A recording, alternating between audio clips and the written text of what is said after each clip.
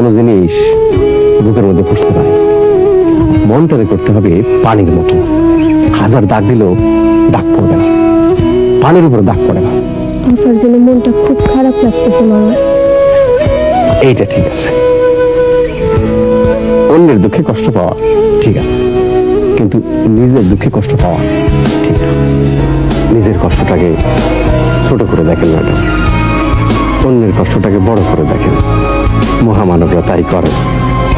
আপনার কি ধারণা আমি মহামানব? মানুষ মাত্রই মহামানব, সেটা সে জানে না বলেই সাধারণ মানুষের মতো আচরণ করে। ম্যাডাম, সবাইকে নিয়ে একসঙ্গে খাওয়া দাওয়া করেন, সবার সঙ্গে হাসি মুখে গল্প করেন, একটু অভিনয় করেন। আপনার মুখের সামান্য হাসি দেখলে বাড়ির মানুষগুলো যে কত খুশি হবে সেটা কি আপনি জানেন ম্যাডাম? একটু অভিনয় করেন। অন্যের কষ্ট দূর করার জন্য যে অভিনয়, সেই অভিনয়ে কোনো দোষ নেই ম্যাডাম। জগৎটা ভাইজান বড় অদ্ভুত।